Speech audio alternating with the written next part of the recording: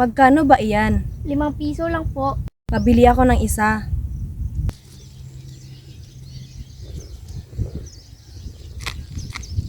Ito, sa iyo na ang sukli niyan at wag na wag kang manakit ng iyong kapwa. Salamat po!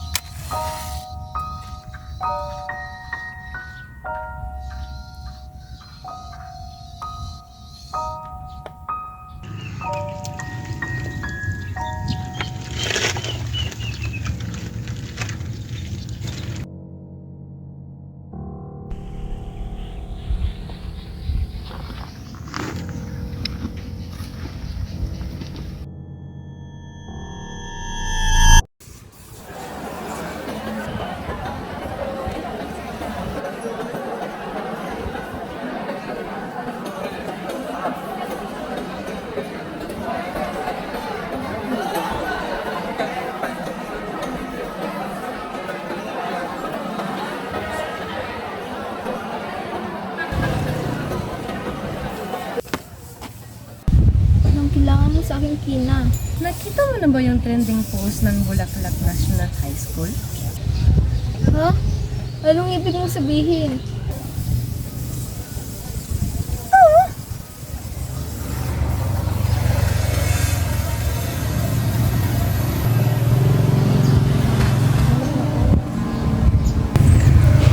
Ang matalinang top 1 ng Section Rosas ay dinidirian na ng mga tao. Hindi ka na magiging top 1 sa klase natin.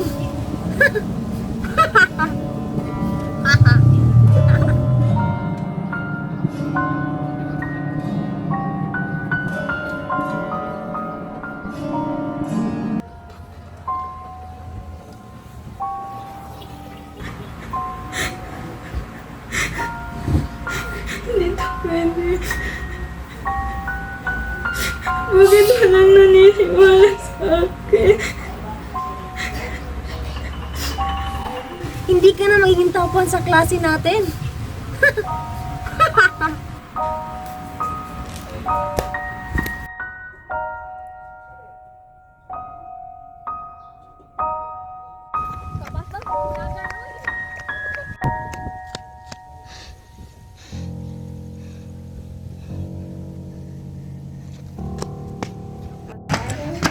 Kina! Pagbuksan mo itong pinto! Kina!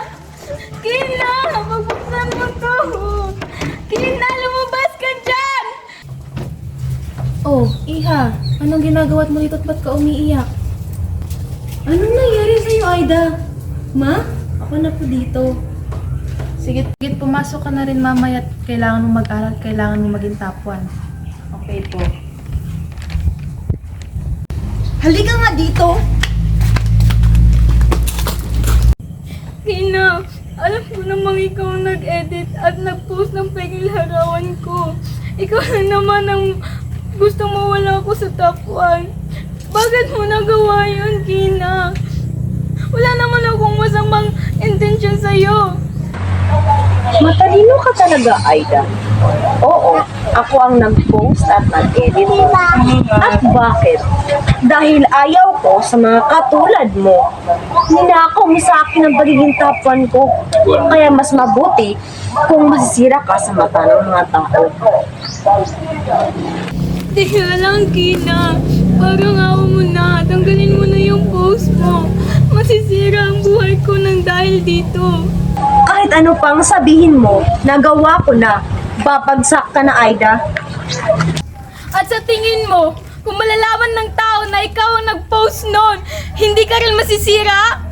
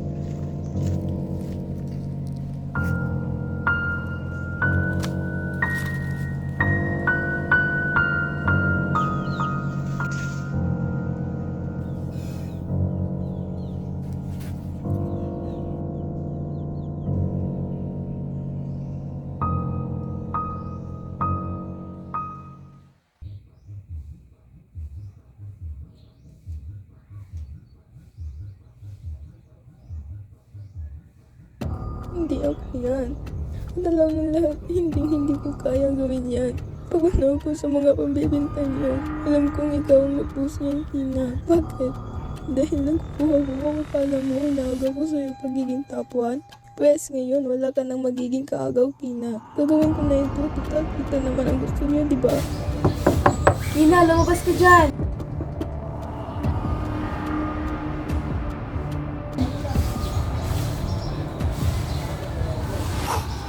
Miss Ina Santos, ikaw ay inimbitahan sa presinto sapagkat ikaw ay nakusahan ng krimeng cyberbullying kay Miss Aida. May karapatan kang manahimik. Ano mang sasabihin mo ay maaari at gagamitin laban sa iyo sa korte ng batas. Teka, ano to? Paano yung mga sakripisyong ginawa ko sa'yo? Paano yung pag-aaral mo? Sabi mo magta-top 1 ka pa.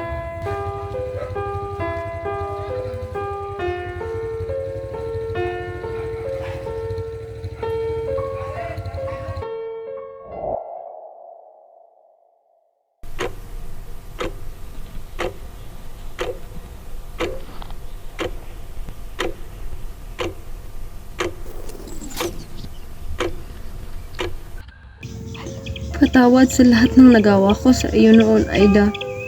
Nagkamali ako. Hindi ko dapat ginawa yun sa iyo. Sinira ko ang buhay mo noon at hindi ako titigil na humingi ng tawad sa iyo. Dahil hindi ako karapat-dapat sa pagpapatawad mo.